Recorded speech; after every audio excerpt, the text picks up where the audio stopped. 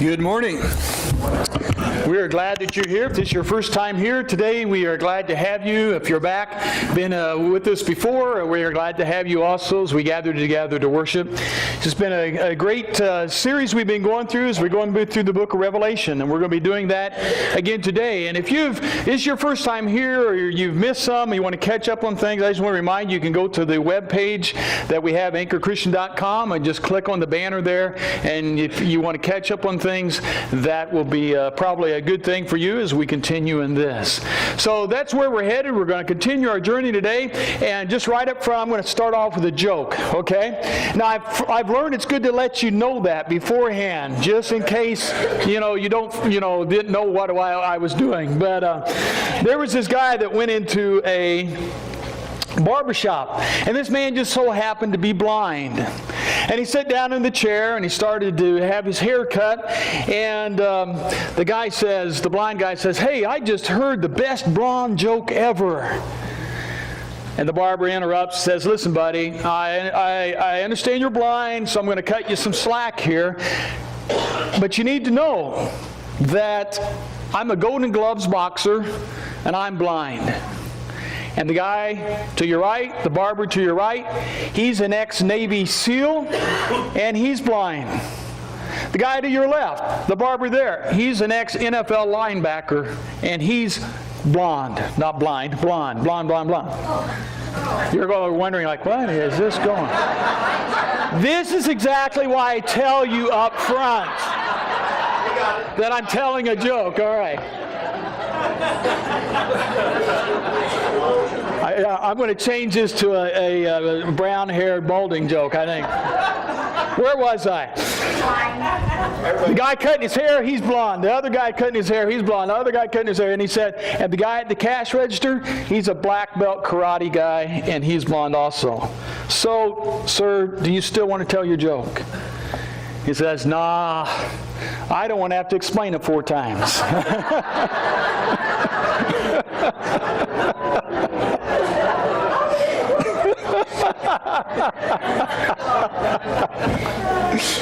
All right, some of you love that joke. Some of you are not going to talk to me again the rest of the day.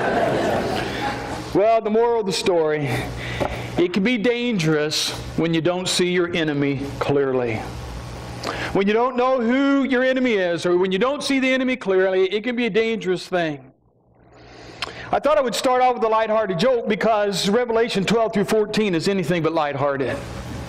And as we look at it today, we are going to go with the theme or the idea, we need to see evil clearly.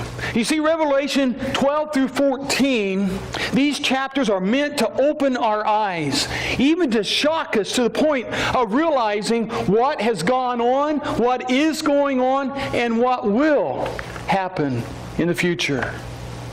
Satan, does he exist? Does he not exist? There's a debate that's gone on by people throughout the ages.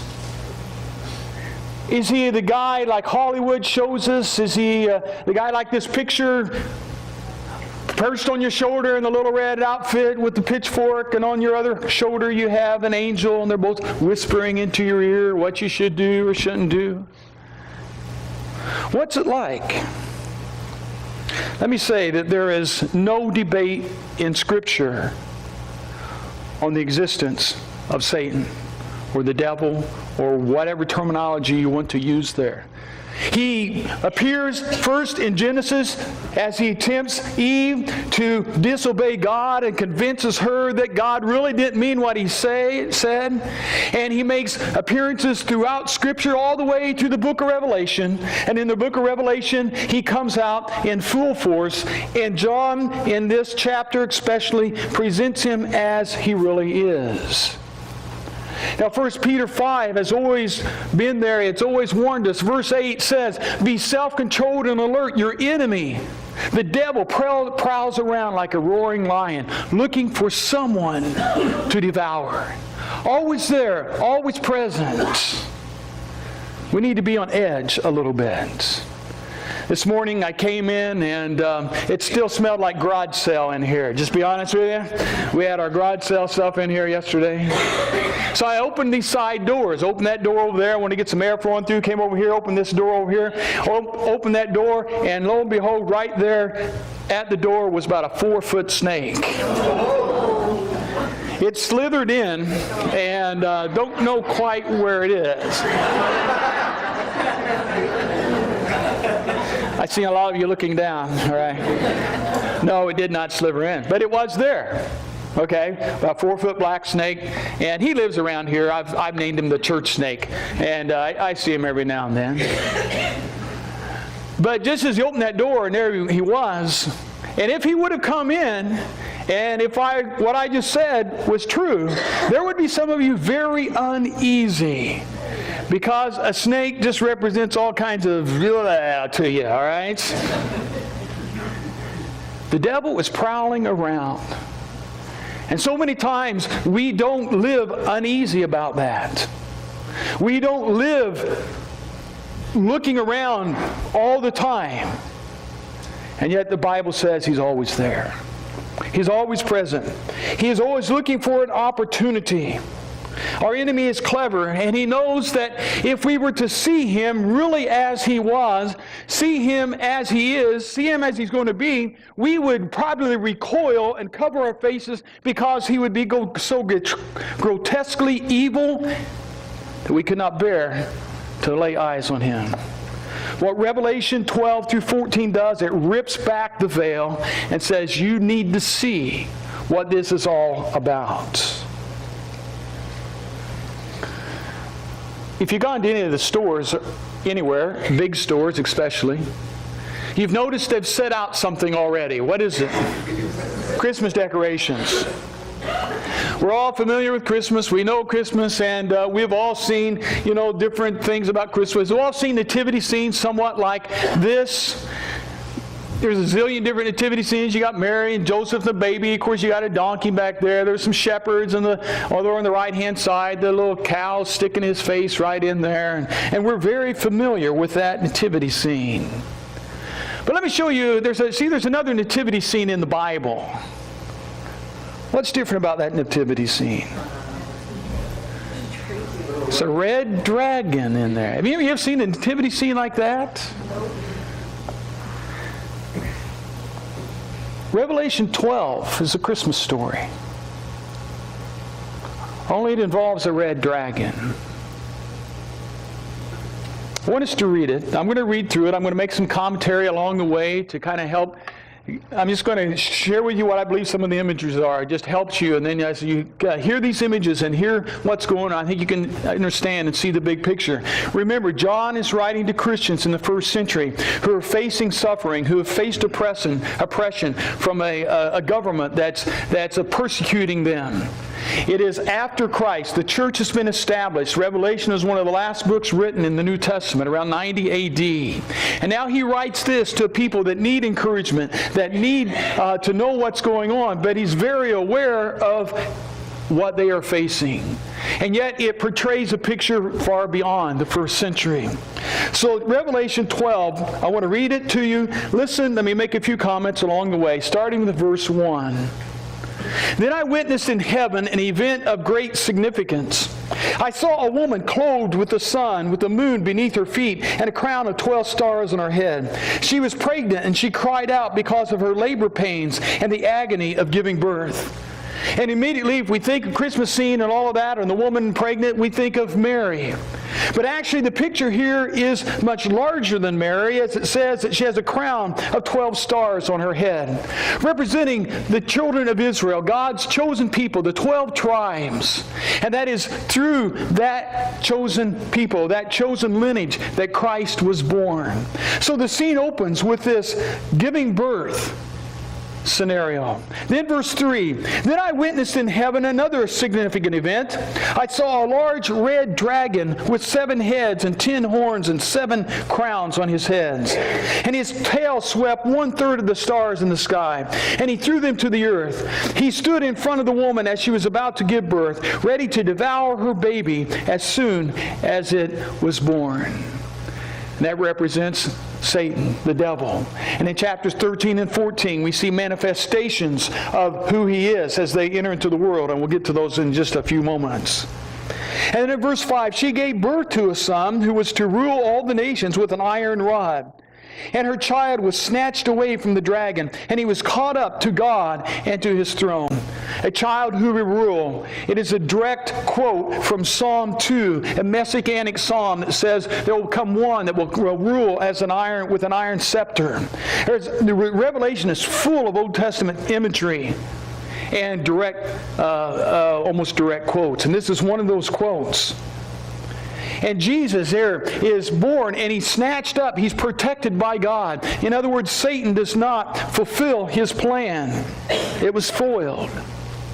Verse 6. And the woman fled into the wilderness, where God had prepared a place for her to care for her for 1,260 days. And there was a war in heaven. And Michael and his angels fought against the dragon and his angels, and the dragon lost the battle. And his angels were forced out of heaven. And the great dragon, the ancient serpent called the devil or Satan, the one deceiving the whole world, was thrown down to the earth with all his angels. Now what's interesting here is you get a picture as things are happening on earth, there was also a spiritual battle going on in heaven. And we don't think of those things very often. Frank Peretti, a Christian author back in the 80s, first book that really became well known was known This Present Darkness. And it was a Christian novel that showed how the things on earth that are going on are also in parallel with a spiritual battle that's in heaven.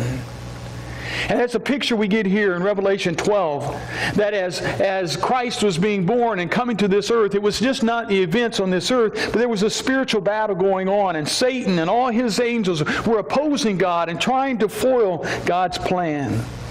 Verse 10.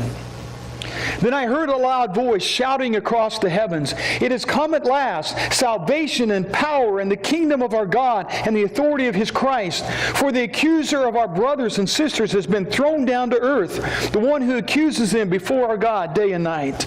And they have defeated him by the blood of the Lamb and the word of their testimony. And they did not love their lives so much that they were afraid to die. Therefore rejoice, O heavens, and you who live in the heavens, rejoice. But terror will come on the earth and the sea, for the devil has come down to you in great anger, knowing that he has little time." And when the dragon realized that he had been thrown down to the earth, he pursued the woman who had given birth to the male child. But she was given 2 wings like those of the great eagle, so she could fly to the place prepared for her in the wilderness. There she would be cared for and protected from the dragon for a time, times and a half time. Then the dragon tried to drown the woman with a flood of water that flowed with his mouth. And the earth helped her by opening its mouth and swallowing the river that gushed out from the mouth of the dragon. And the dragon was angry at the woman and declared war against the rest of her children, all the Christian followers, and all who kept God's commandments and maintained their testimony for Jesus. Then the dragon took his stand on the shore beside the sea. What does that present a picture of? It presents a picture of conflict. It presents a picture that Satan is on this earth, and he is alive and well, and he is doing exactly what the Scripture has said. And he's going out and he's pursuing and he's trying to influence those throughout the ages. The last 2 verses there really depict Satan's intent. When he says, "And the dragon was angry at the woman and declared war against the rest of her children," all who keep God's commandments and who maintain their testimony. If you're a first century Christian and your life is on the line because you have taken up this new faith, this new religion, and you know that Rome is going to oppose you, you know you might have some friends, maybe even family members that have lost their lives because of the testimony of Jesus Christ. And John recognizes that, and he says there's a battle going on. You need to be aware of the spiritual battle that's going on. But hang in there. Hang in there. I don't have time to go through all of chapter 13 and 14, so let me summarize those 2 chapters, and I encourage you to read them. In chapter 13, we see a picture of oppression and persecution of Christians. Those who refused to worship the beast would talk about how there was a mandate to worship the emperor, the beast representing evil, and the emperor, Rome, at that time. And then it presents a picture of Christians in John's day and all generations that follow, even to today's world, that are persecuted and put to their faith put to their death because of their faith. And the key verse is in verse 10, and it's very clear. And that's the thing about Revelation. Sometimes there may be other things going on. You're thinking, what in the world was that all about? And then there's a very clear verse. Verse 10 states this. Hear this as a first century Christian being persecuted for faith. Revelation 13:10 says, anyone who is destined for prison will be taken to prison. Anyone who is destined to die by the sword will die by the sword. This means that God's holy people must endure persecution patiently and remain faithful. It says it's going to be tough at times. And then in chapter 14, though, following the pattern we've talked about, where there's a cycle, kind of a progressive parallelism in the book, chapter 14 presents a picture of victory for the Lamb and victory for those who endure. We see the fulfilling of what it was meant by the coming of Christ. In chapter 14, verse 13 and 14 are the key verses. And I heard the voice from heaven saying, write this down. Blessed are those who die in the Lord from now on. Yes, says the Spirit, they are blessed indeed, for they will rest from their hard work, for their good deeds will follow them. Then I saw a white cloud, and seated on the cloud was someone like the Son of Man. I just want to make two major points of application to these chapters that we read and think, wow, what's going on? The picture is Satan as opposed to Christ and his followers. What did that mean to them in that day? What does it mean to us? Very first verse, we need to simply understand, to see evil clearly, we must realize that we are at war. A spiritual war. There in that chapter 12, what does it say? It said in verse 17 that he declared war on all those who followed God and kept his commandments. The Christmas story is just not a silent night, holy night scenario. It's the unveiling of a great spiritual battle that had been a part of God's plan for many, many generations prior to that. And Christ comes into the world. And Revelation 12 through 14 shows Satan's battle plan. And his desires are exposed. And he is exposed as he really is, a fearsome, ugly, fiery red dragon. But there's some things we need to understand about that war. First, it's important to understand that Satan does not have the foreknowledge of God, so he keeps revising his plan after every defeat. Sometimes we get this picture of God and Satan, equal foes, battling it out in heaven, and one wins one battle and one wins another, and that the devil knows as much as God, and they're just trying to outmaneuver each other. That is not an accurate biblical picture. God is always in control. God is the one that is ultimately victorious. And Satan does not know the foreknowledge of God, so therefore he keeps having to change his plan because he thinks he puts something together that's going to bring it all down, and he fails. And when he fails, he reworks another. Let me give you some examples of this. The Garden of Eden. If I can just get Eve to be convinced that God really doesn't mean what he says and that she's going to be fine in all of this, then I've won. Well, he did that, but as soon as he did that, God steps into the Garden of Eden and takes over. And in verse 15 of chapter 3, he says, here's what's going to happen. You're going to labor and toil, and woman, you're going to have pain in childbirth, but there's going to be coming one that will crush the head of Satan. That was a prophecy of Christ. King David, the king through which the Messiah was going to come. It's prophecy that the Messiah would come through the line of David. So one day David's up on the top of his roof, checking things out in the surrounding neighborhood, sees Bathsheba, and saying that if I can only bring him down, he'll never recover from this. And David gave in. But God still remained true to his plan. And through David, Jesus Christ came. King Herod killing the babies, I don't believe it was just King Herod. If I can just get rid of that baby, Satan might have said, then I've won.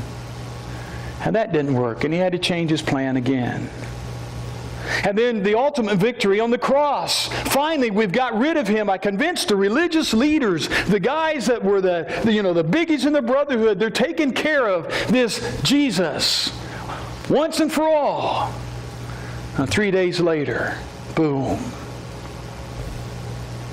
plans foiled. And in the world today, if he can just convince people not to believe in God and get distracted by all the wonderful temptations out there, he thinks, I've won. And then comes the message of Revelation, loud and clear. No, you will never win over me. See, Satan has many things he does to try to win the war. He uses governments.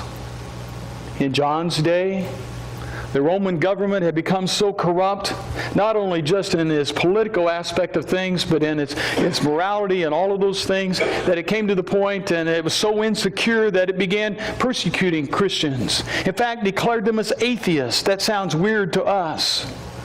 But they were declared as atheists because they did not believe in the many false gods and religions that the Roman culture promoted. There have been countries throughout history that God has seen raise up, and yet those countries become corrupted and they stand opposed to God and what He stands for. If you know anything about history, you know that for many years, Russia tried to squash the church and Christians. China has and still is. In countries even today, like North Korea, November 3rd of this week, there were 80 people executed in North Korea, said for various crimes, and among those 80 among those 80 people, many of them were Christians because they committed the crime of owning a Bible. That's not centuries ago. That's November 3rd, 2013. India, Iran, Iraq, the Sudan in Africa, all those places are very violently opposed to the Christian faith. We may not face anything like that in America, but we need to hear and we need to see what John's message is, even to us today. I love America, and it's a great country, but we cannot and must not fall asleep and think that nothing ever bad is ever going to happen to us. We live in a country where prayer has been taken out of the schools, where you can no longer have Bibles many times in public places. Christmas is coming up, and you will hear many stories of where nativity scenes are taken out of a public square. We live in a country where we have killed more babies through abortion each year than the total of all the deaths and all the wars we've ever fought. Marriage is no longer defined as a union between a man and woman. And the devil prowls around like a roaring lion, seeking those whom he may devour. He's alive and well, and we need to keep our eyes open. He uses things in the government. He uses false religions. He uses immorality. Revelation 14, verse 8 says this, "Then another angel followed him through the sky." This is one of the beasts that came out of the first beast, a representative of Satan. It said, "Then an angel followed him through the sky, shouting, 'Babylon is fallen, that great city is fallen, because she made all of the nations of the world drink the wine of her passionate immorality.'" Our culture has come a long way over the last 50 years, we could say, but I don't know if it's come the right direction. Where more and more things oppose what God would teach in His Word. C.S. Lewis, a great Christian author who wrote the Chronicles of Narnia that Robert referred to, says this, "The safest road to hell is the gradual one, the gentle slope, soft underfoot, without sudden turnings, without milestones, without signposts." And you just slowly go down that path. And Revelation 12 reminds us this is serious stuff. This is serious stuff. We are at spiritual war. So we see evil clearly when we realize we are at war. But most importantly, the second thing is this. We see evil clearly when we see God clearly. And sometimes we forget that aspect of it. Revelation 12, verse 11 says, "And they have defeated him by the blood of the Lamb and their testimony." Right in the middle of all this chaos and confusion and things going on, it's declared that Christ is the one who overcomes.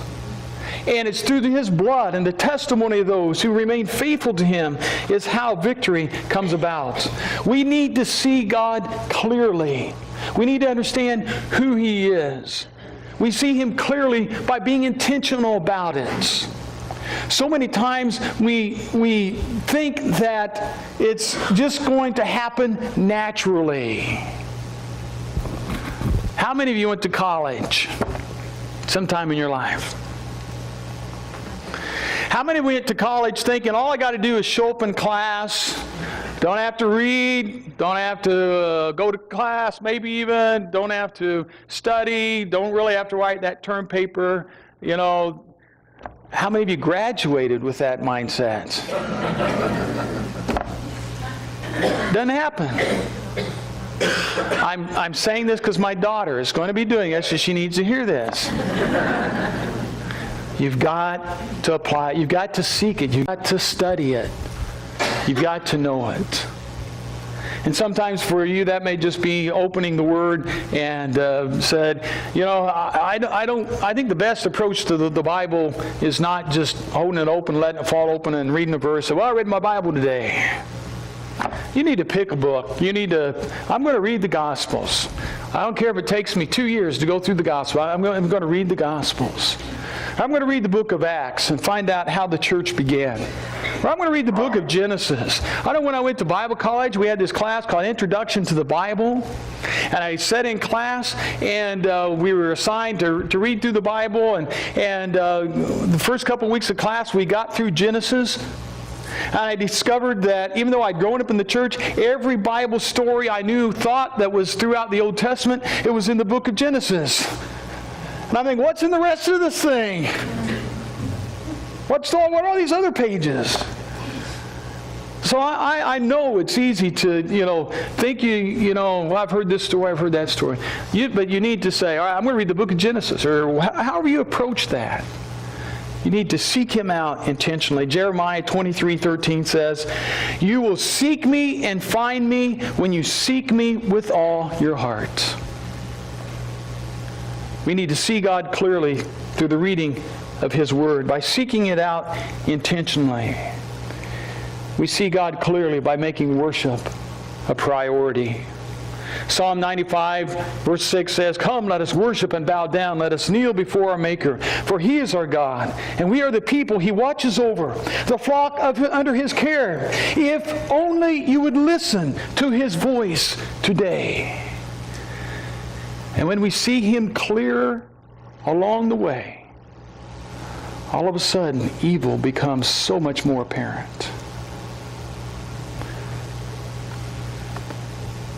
Have any of you ever seen a counterfeit dollar bill or counterfeit money? Some of you have. I've not, that I'm aware of. Monopoly, that's the closest I've ever gotten to big bills.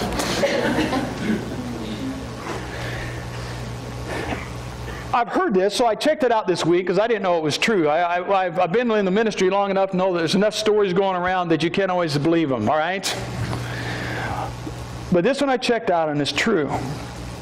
You know how they train people to identify counterfeit money?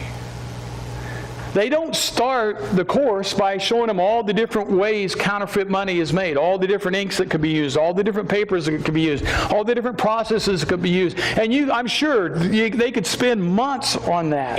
You know what they do? They expose them to the real thing. And they study real money. And they feel the real money, and they handle the real money, and they examine the real money, and they find out everything there is to know about the real thing. Why? Because when they understand what the real thing is, the counterfeit comes so much more clear. And we in our lives, if we want to see evil clearly, if we want to oppose that which we are faced with every day, the answer is not to study everything there is about Satan, not to study all his tactics, not to study all his ways, not to get into all that stuff. The thing to do is to know God better and clearer, and then he will be exposed just like that. So see him clearly, and when you do, you'll be able to see the dragon in the nativity scene so much better. Let's pray.